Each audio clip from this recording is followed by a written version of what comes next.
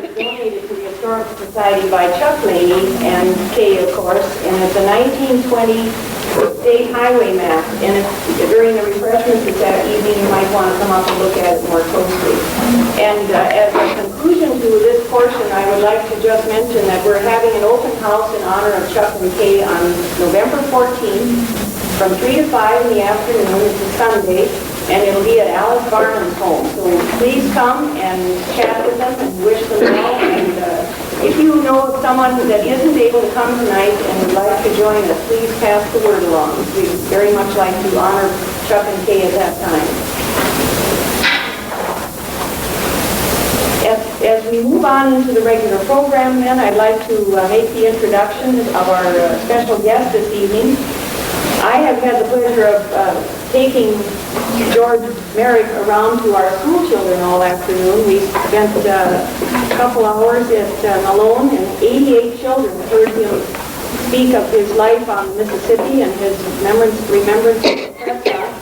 And we went to St. Joseph schools, and I guess about 60 students there also were able to hear him, and they had lots of questions, and they seemed so interested in his outfit.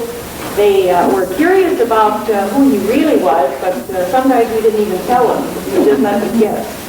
But I'd like to have Mr. Merrick come forward, and I would like to introduce you to George Byron Merrick, a former resident of Prescott, and he is very, very anxious to tell you about life in Mississippi and his life in Prescott, and also will entertain questions a little later. Thank you. Thank you.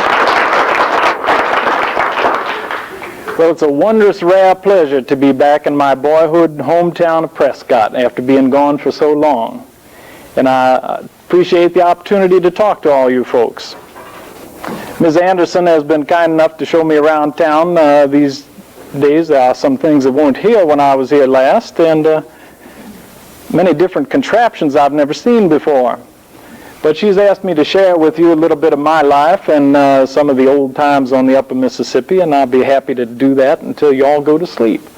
But I understand there's an end to the program here somewhere.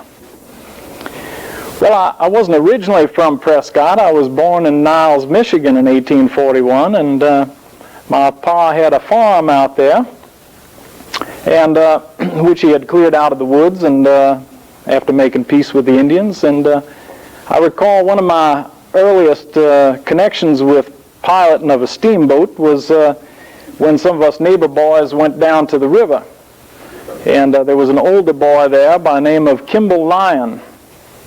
And Kimball just knew everything about everything at the time, and as we sat on the banks of the St. Joseph River, why a small steamboat went through, and he was in a narrow place where the channel was twisting and turning, and he was working that wheel 1 notch down and 3 notches up, pull her down hard, let her up, working that wheel back and forth, you see.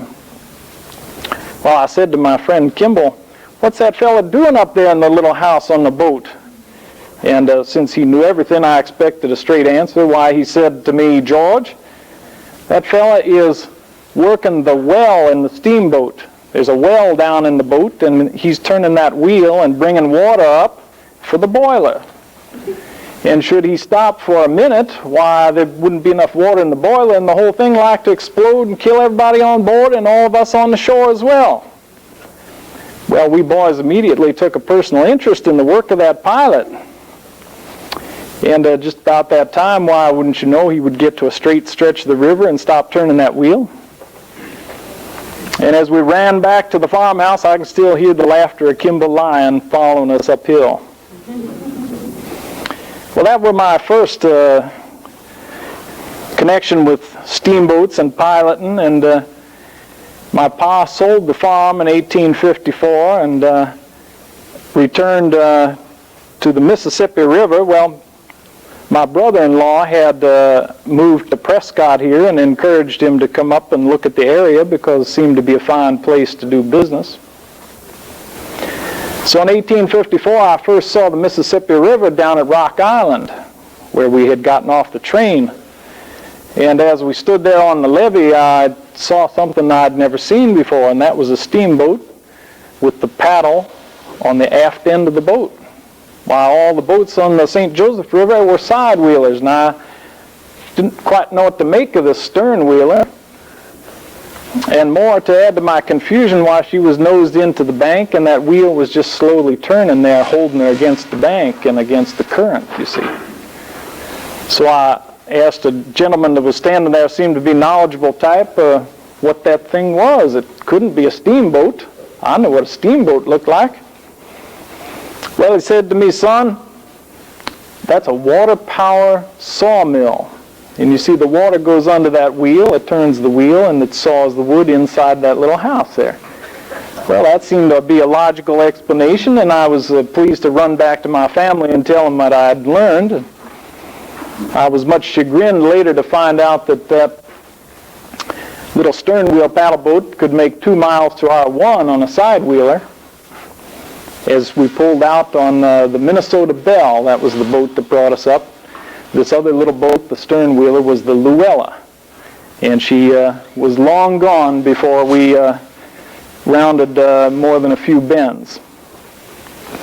Well, the Minnesota Belle brought us up here to Prescott, and as I recall, it was a sunny June day in 1854. My pa had $5,000 in his belt from selling the farm in Niles, Michigan. And as I was telling Ms. Anderson, he was offered a square block of the city of St. Paul for that $5,000 and turned it down.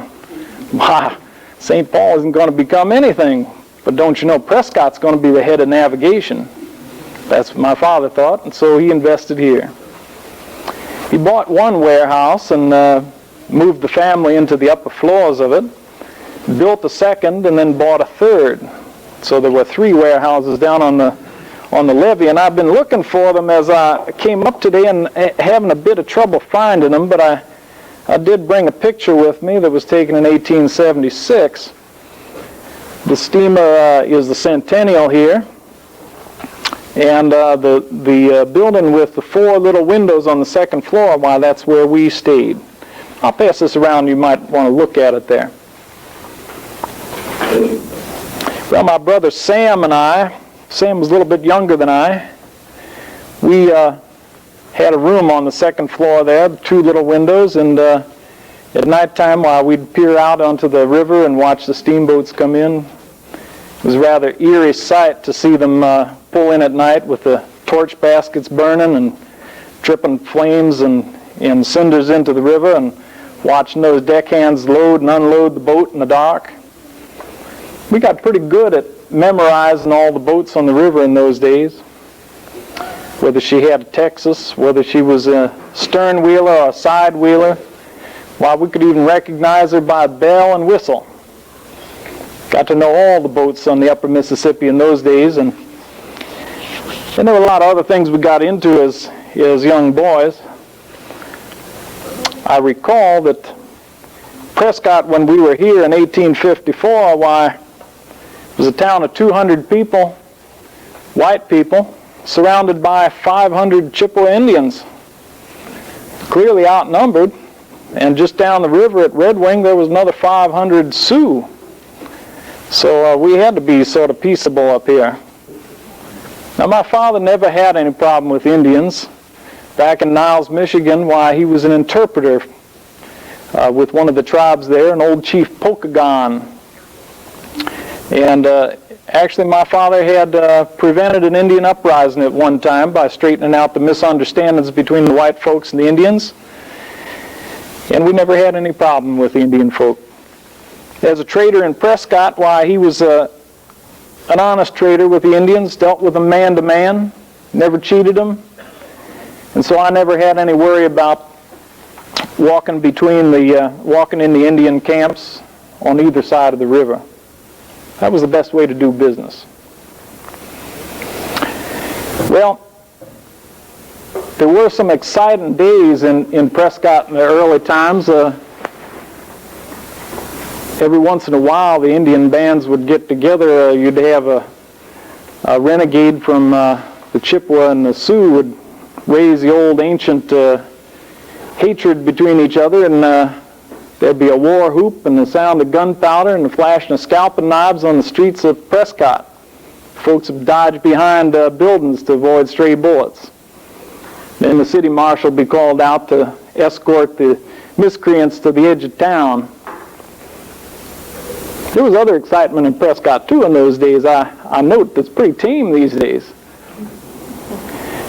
You see, there were a lot of logs that came down the St. Croix, as a gentleman I was talking to recalled.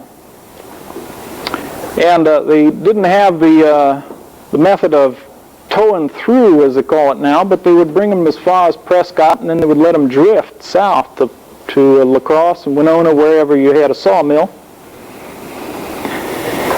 So the rafters, as they were called, had to stock up in Prescott. My father shared in some of that business, supply them with all sorts of foods and, unfortunately, hard liquor.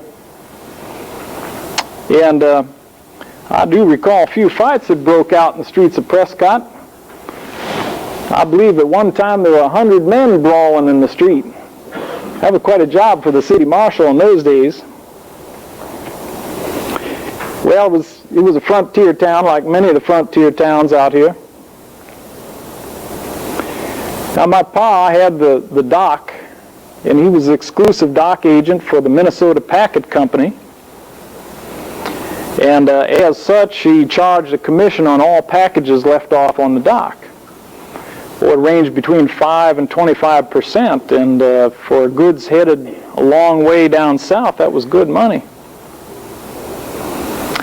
There was always some sneak trying to put a small package on the dock without paying the fare, and my brother and I were employed by my father to skylark around the dock and watch for those packages. And I can say truthfully, I don't believe any package ever got on the dock without paying its freight.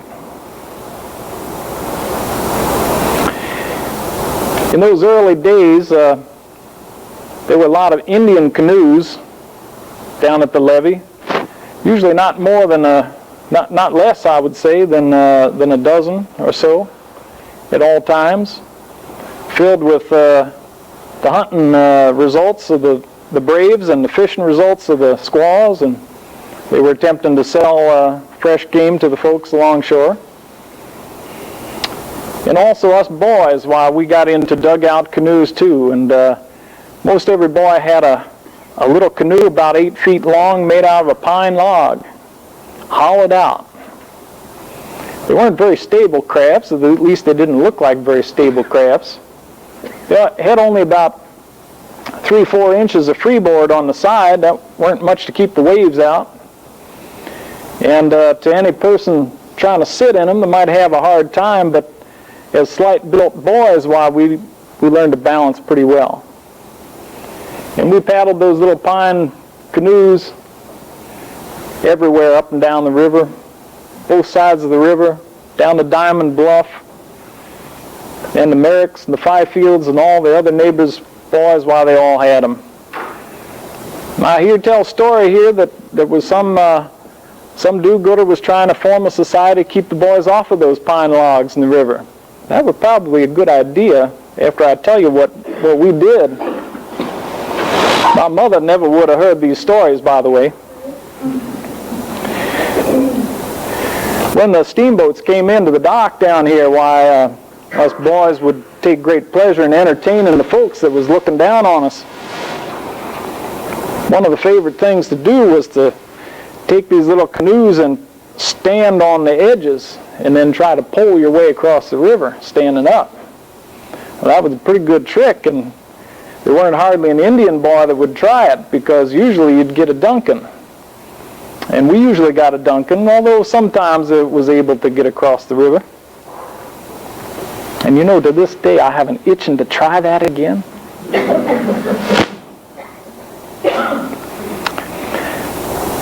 Well, there were some serious things we got into with those canoes, and one I recall over on the Minnesota side, my brother Sam and I had been out for the day, and sometimes we went out without telling Ma and stayed overnight on the island. She got pretty worried. But we always had a hunk of bread in our pocket and never went totally hungry, although we continued to eat all the time. Whatever we could catch, fish we cooked. But my brother Sam and I were out, and as we pulled into the banks, Sam pulled below a fallen tree. The branches were in the water. He was a smart one. He pulled to the lower side of that, and not paying attention, I pulled to the upper side and was immediately reminded that the current pushing against the tree will suck you under every time. My canoe flipped and I was suddenly trapped under the water against this tree. Well, I had one thing that I could do, and that was to dive under it. And that I did. It was a foolhardy chance, but it was about the only one I had. After looking for an opening, fortunately there weren't too many branches under the water, and I was able to swim under it and come up the other side. I believe another 10 seconds I would have drowned. But as I popped up, Brother Sam grabbed me by the collar and yanked me on the shore. And I laid there for quite some time trying to recover my breath.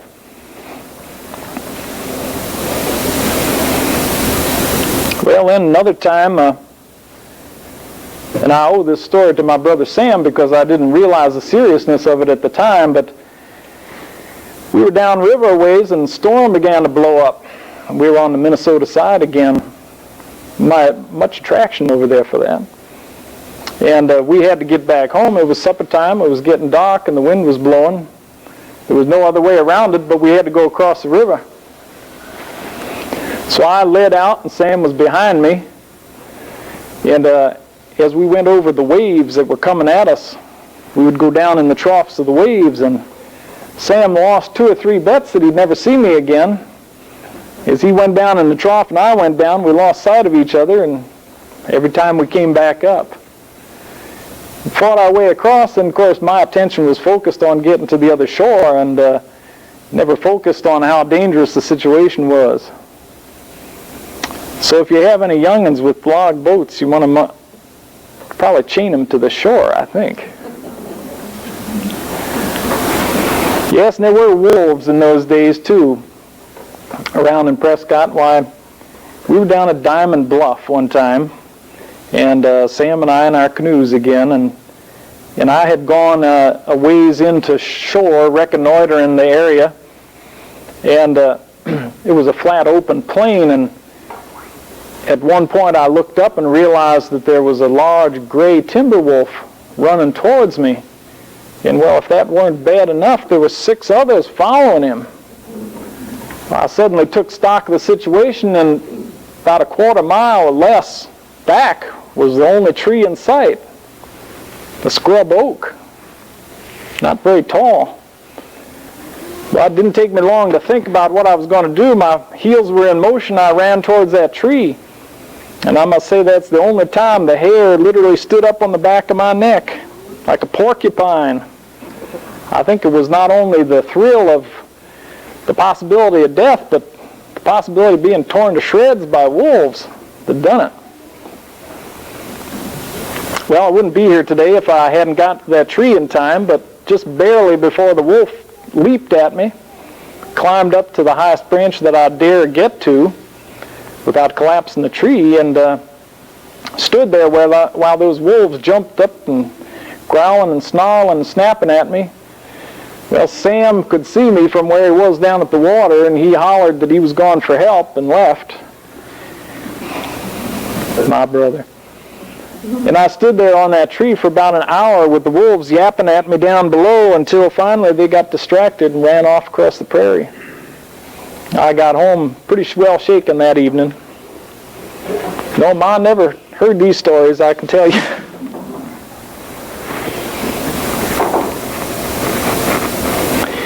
Well, I was about 15 when my pa allowed that I'd had enough education for a boy, and I ought to come out of school and learn a trade.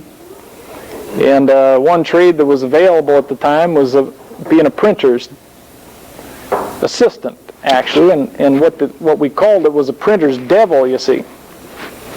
And well, that was mighty interesting, setting the type in the case there and then putting the case in the press and running the press down and actually making words with ink on paper. That was pretty interesting.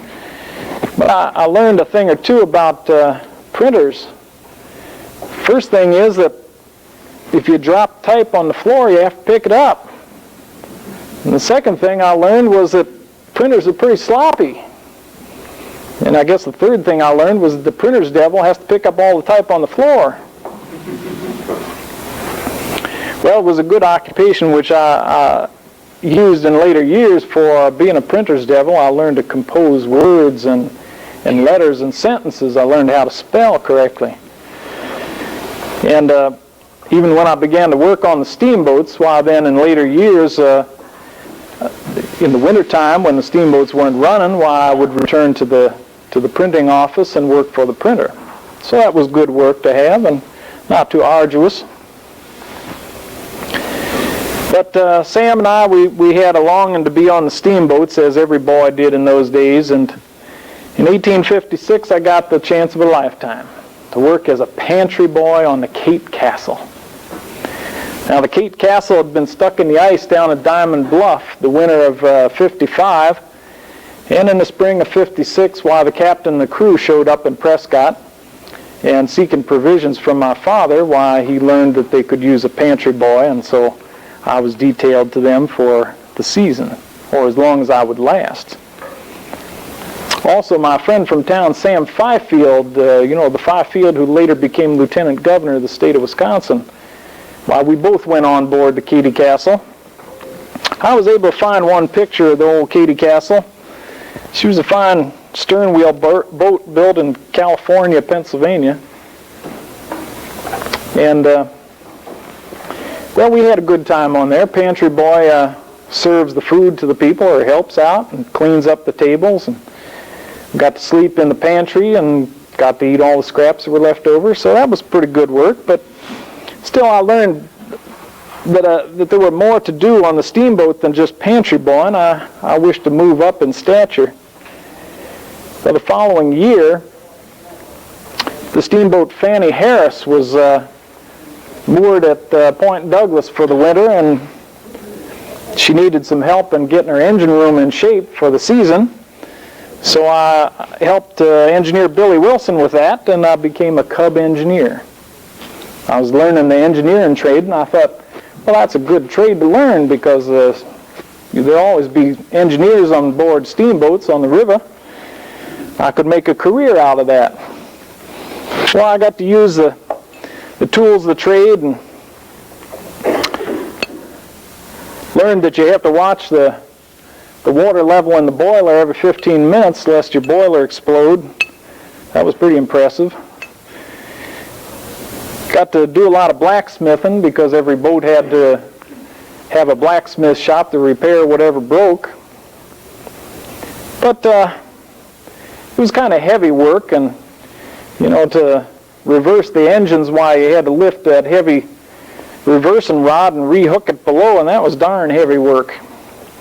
But one thing that bothered me more than anything about being an engineer was that you worked all the time. You worked whenever the boat was moving, and when it came to the end of the run, why, you still had to work. The pilot and all the other crew went ashore for shore leave, but down in the boiler room, why, we had to draw down the water, shut down the fires, and then we opened the end of the boiler, and well, there was a hole about 18 inches around, and just the size of a young boy. I was thinner in those days. But a young boy could crawl in there with a candle in one hand, a piece of chain in the other hand, and a hammer in the other hand, and well, I only had two hands in those days.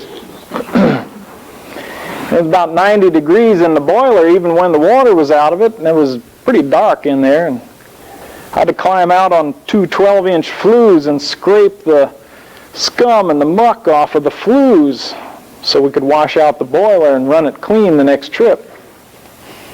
Well, that weren't my idea of fun, you see, and it was pretty hard work. I heard tell one time of a fella got locked in the boiler too, and they started filling it back up with water, and he just had the presence of mind to crawl the other end and yell through the tricock, and they heard him in time, let the water back out. Well, owing to the fact that I had worked on my father's dock and kept some records and knew how to write and knew how to spell a little bit, and on the luck chance that the mud clerk was ill, why I had a chance to be a mud clerk.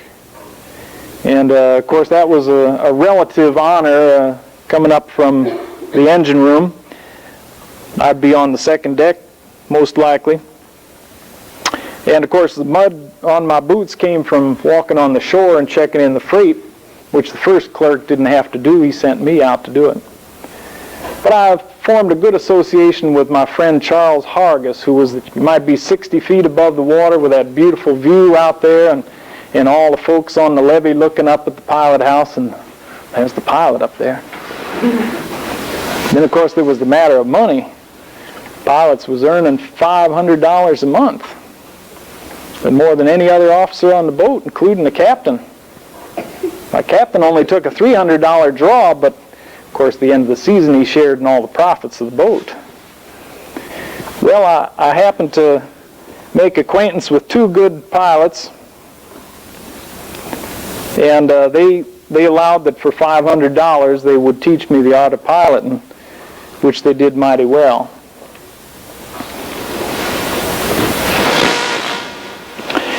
Well,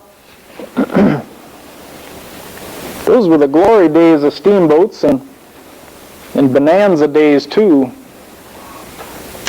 Steamboat didn't last more than 4 or 5 years, owing to all the snags in the river, and quite a few of them burned and a few of them exploded.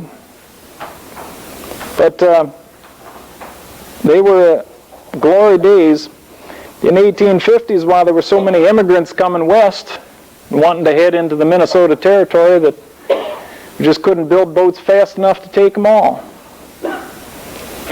The Minnesota Packet Company ran from Galena, Illinois to St. Paul and back. That was our run. Folks would come into Galena on the railroad and they'd want to go west, so they'd take the steamboat. Now passage might be $6, but we could easily double the price if there was an influx of immigrants, and they'd gladly pay it, because if they had to wait for a steamboat, they'd pay that money out to some hotel keeper. Yes, it was bonanza days for steamboats, but an Eastern businessman couldn't understand why anybody would invest money in a steamboat.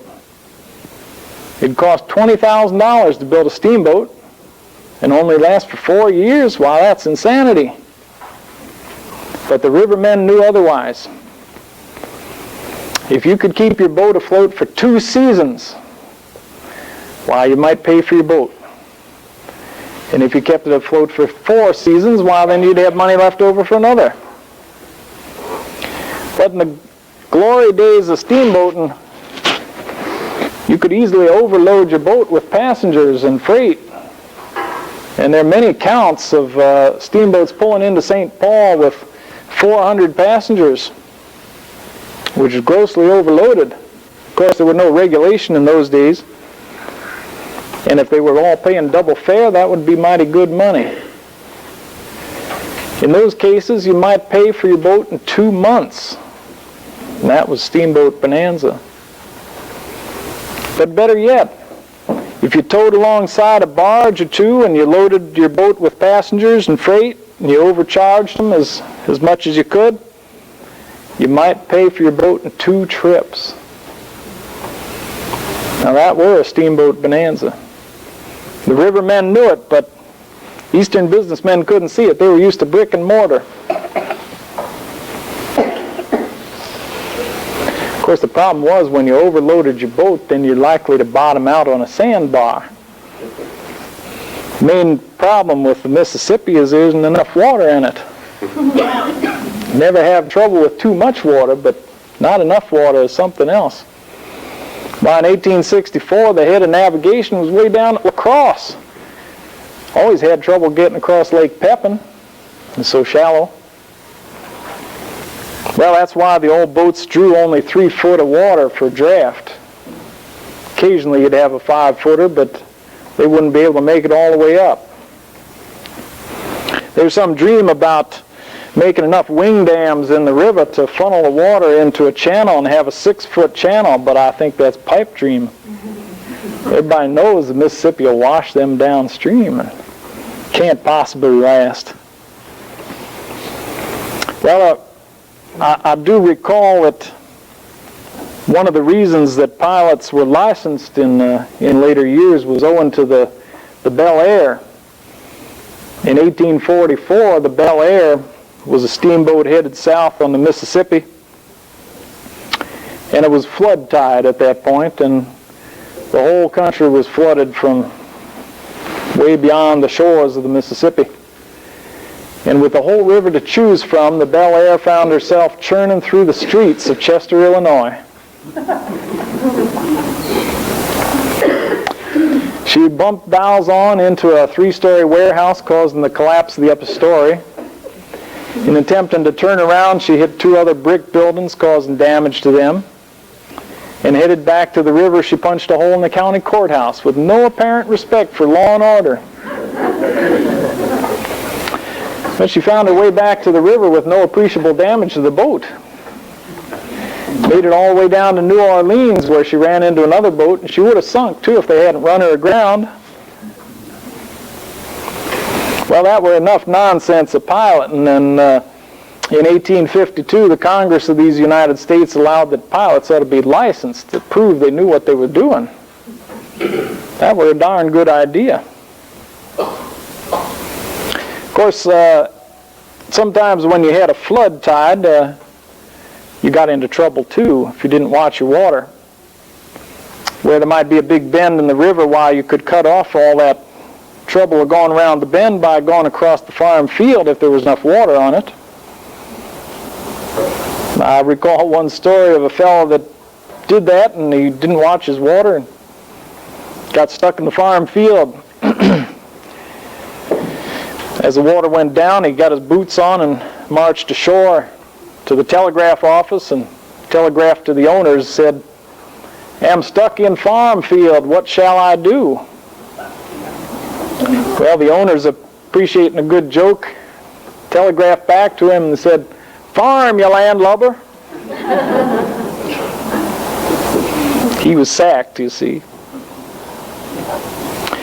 We have a couple of stories that I've been talking to folks about today, and I hope you all haven't forgot them, because they're stories that are attached right around here to Prescott.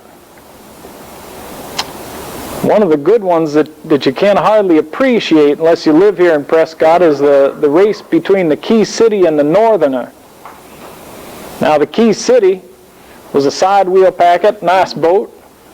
The captain was Jones Warden, also the owner of the boat. And old Jones Warden, well, he claimed to have the fastest boat on the upper Mississippi. Key City had never been beat.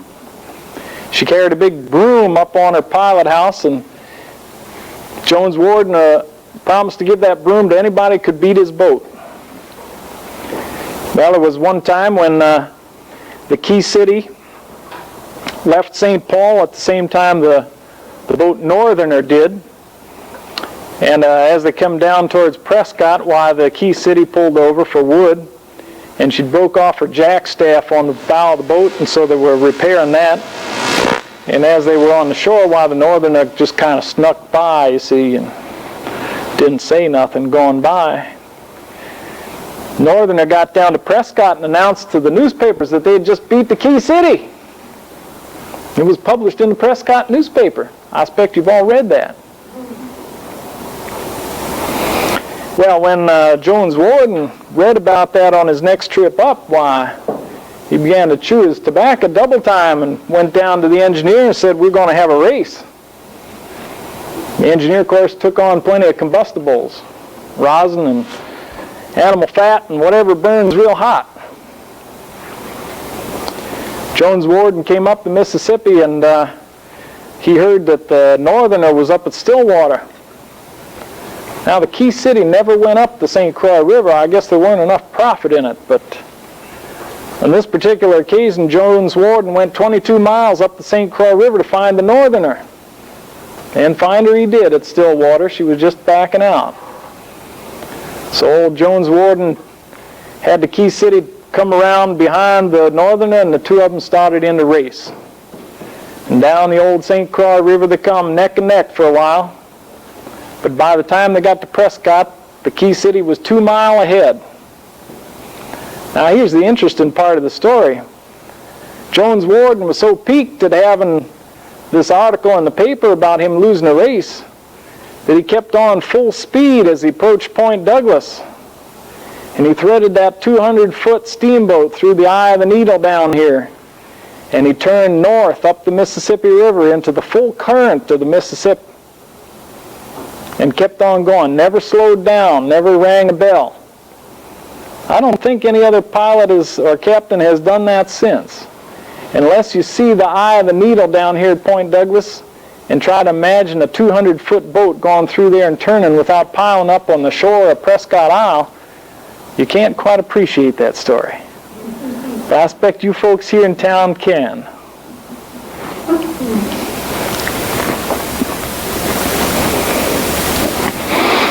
Well, in 1861, when the country was in a bad way, just after Bull Run and the city of Washington was threatened to be captured by the rebels, why a call went out for all cannons and all batteries to come to Washington, aid in the defense of the city. And an army man come down from St. Paul and Fort Snelling, and it was in the early spring there, and the government hired the Fannie Harris. Well, it was flood water at that time, and she was up to 19 feet.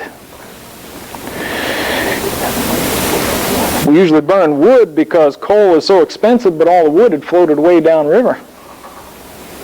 We took on a full supply of coal for the trip at St. Paul and headed up the Minnesota River toward Fort Ridgely, toward the center of Minnesota.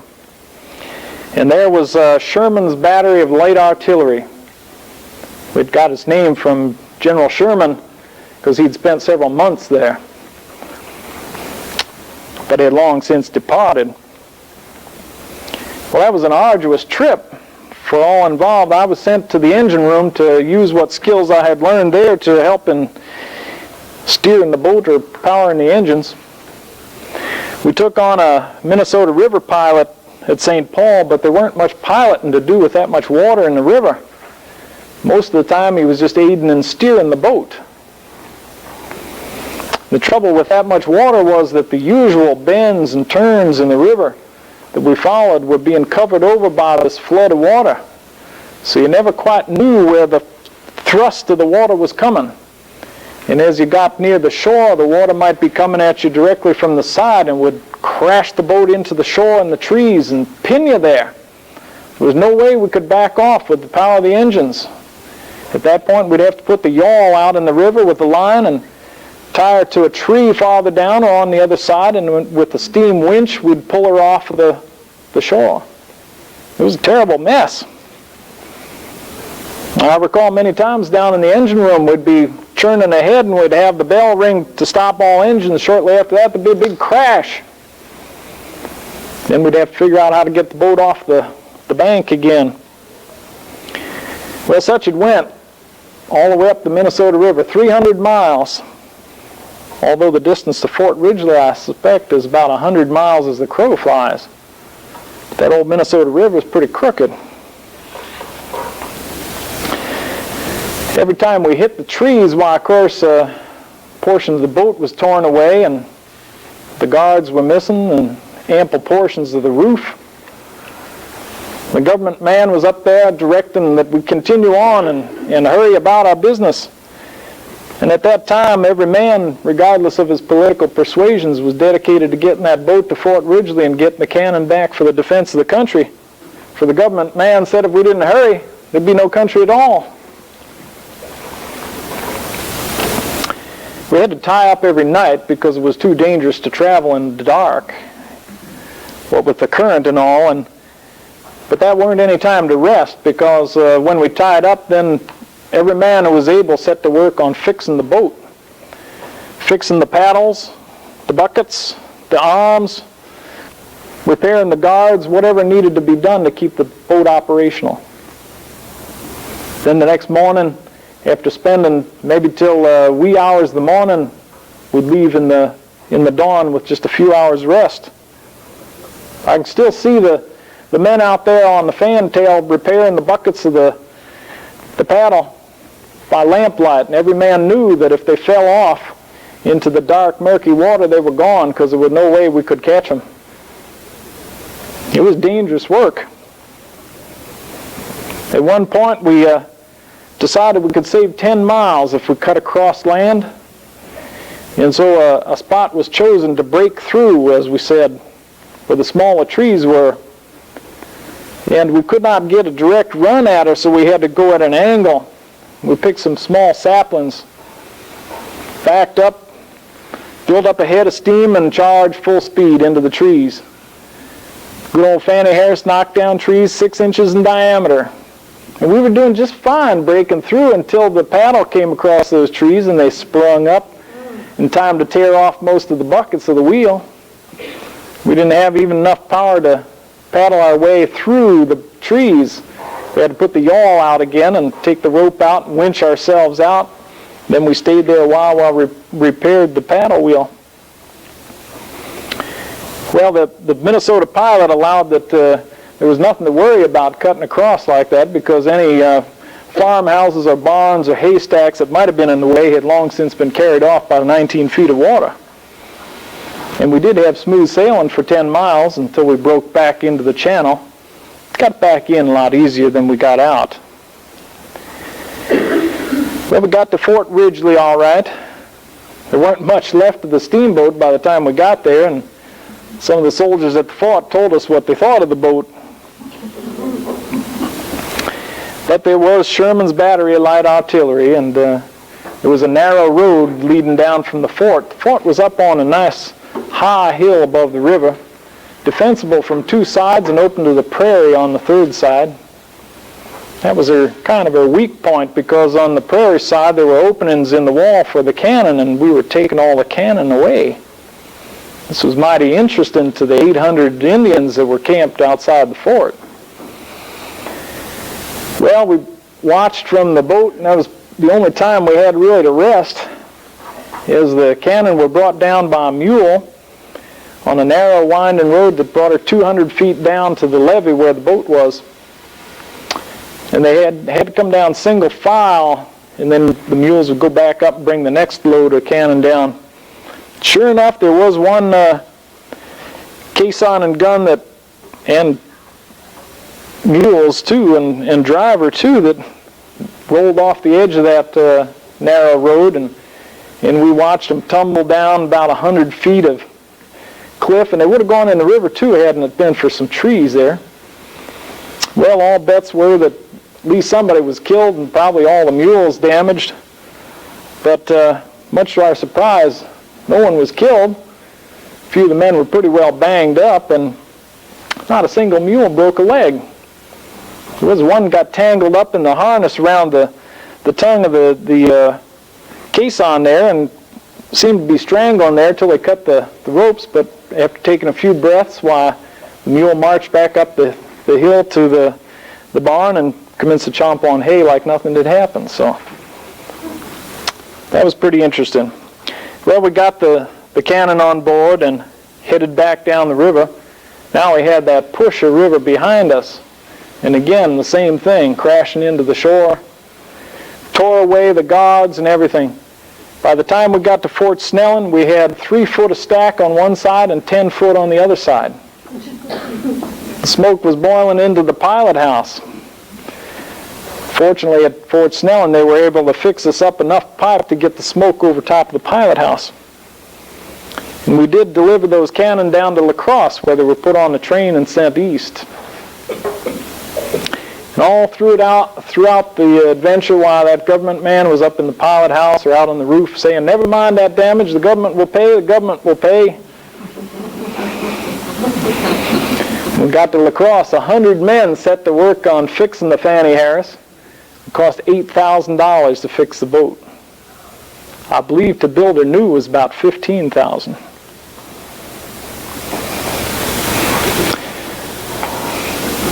Well, shortly after that, there were quite a massacre at Fort Ridgely because the cannon were missing. But I suppose they were used to good defense of the country. Well, there's one other story I want to share with you tonight, and that's concerning the good old equator, which I was piloting on an April day in 1858. Charlie Jewell and I were up in the pilot house. And we had left with about 300 passengers from Hastings and Prescott, headed for Stillwater, where there was a celebration of some kind. And it was an awful cold day. The wind was blowing, and there were waves and whitecaps blowing up on the river.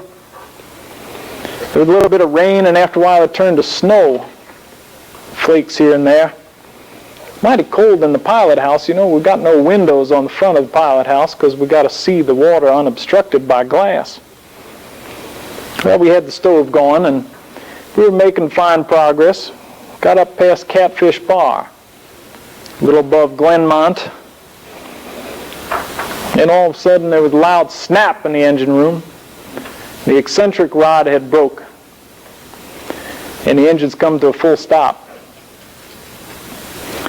Well, we had some good men on board. Our captain was Asa B. Green, a Methodist minister in the wintertime.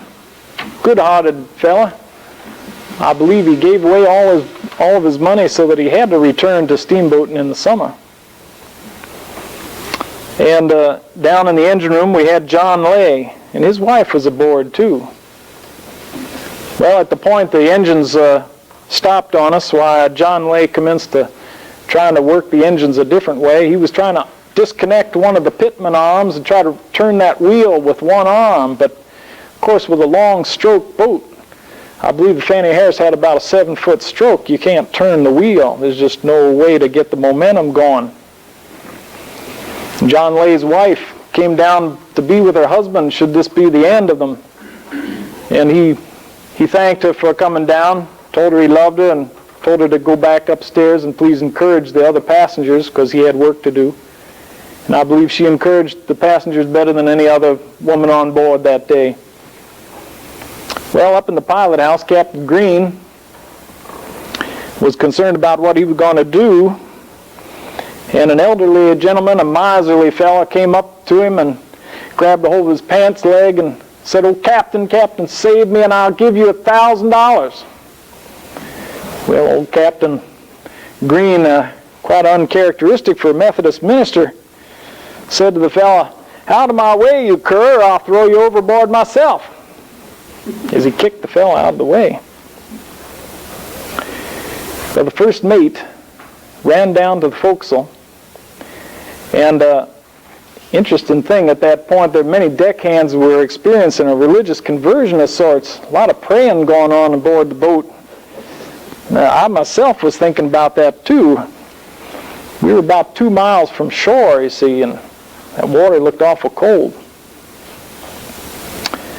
The old equator, it's kind of a funny name for being this far north, I always thought, but the old equator, when the engines had stopped, she'd begun to turn off into the troughs of the waves, begun to roll. The first wave that hit us splashed over the deck and filled the hold with water. And wouldn't you know, it was about dinner time. The tables had all been set. All the dishes and glassware were out.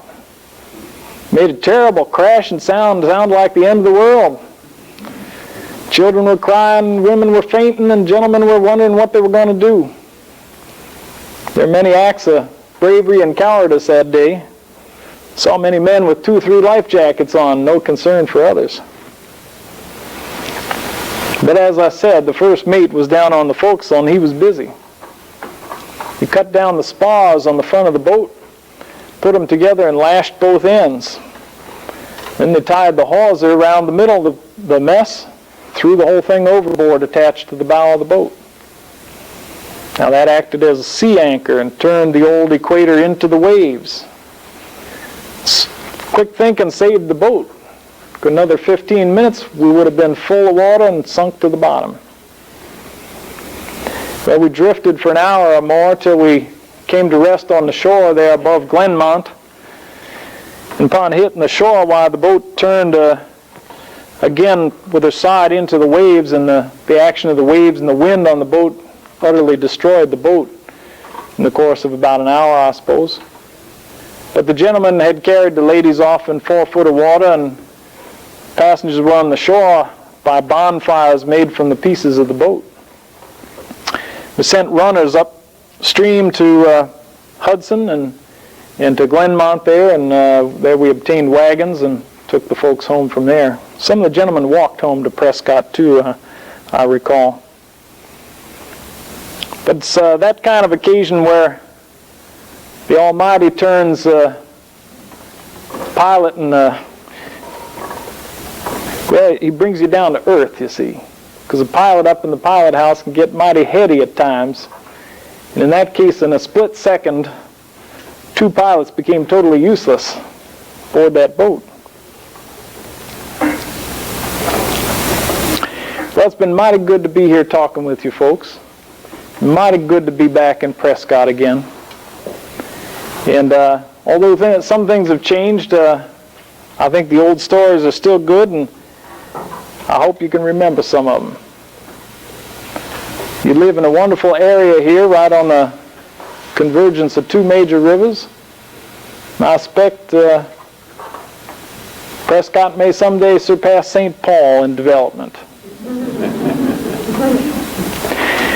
Well, the cook reminded me before I left that there's no vegetable so limp as an overcooked audience, so I'd best take off now. My pleasure to be here.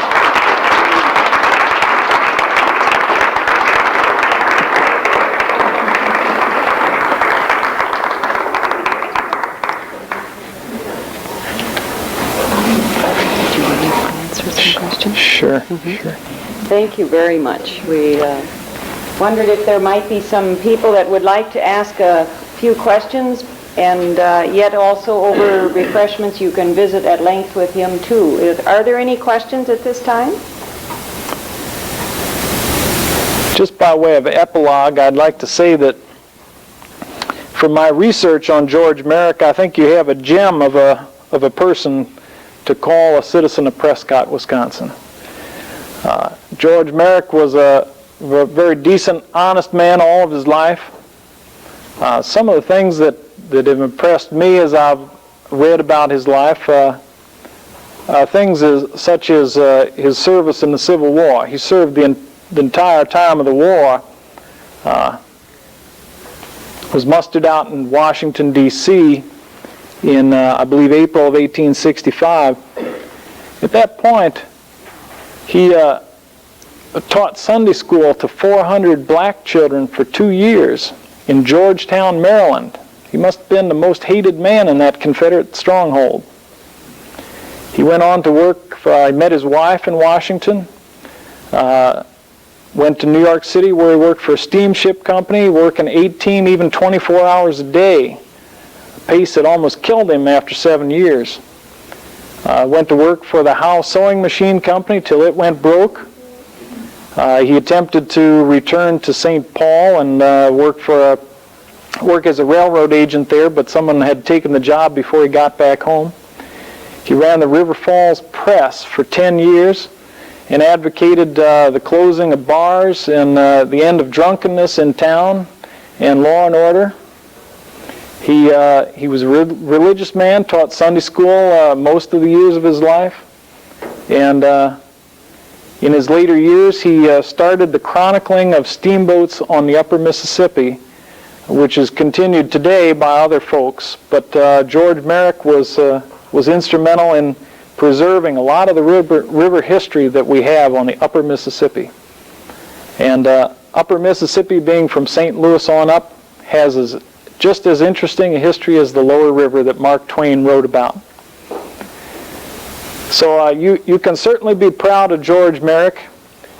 He lived his last days in Madison, Wisconsin, where he did work for the State Historical Society. And so I hope you'll remember George Merrick, not as me, but for himself. And see, you have his books here. They're interesting to read. I'll be happy to answer any questions that you have now or later. I know what that paddle is. Well, this is one of the reasons I never wanted to be a deckhand, because the first mate always had a barrel stave in his hand and a pistol in the other, and if you didn't move fast enough, why, you got a swack with this. The holes in the barrel stave leaves welts, so you don't forget that he hit you, see. I never wanted to be a deckhand.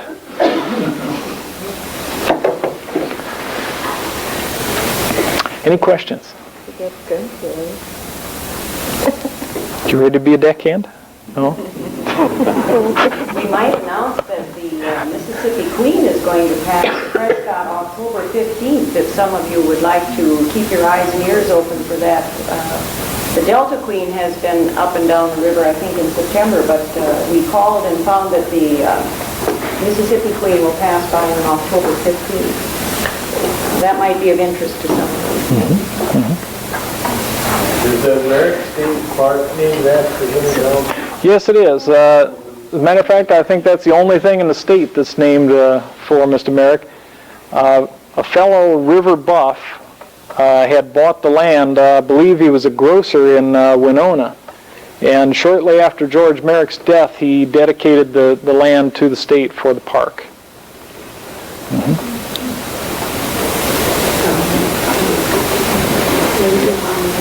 Where did you say his father was an interpreter for the Indian? From Niles, Michigan.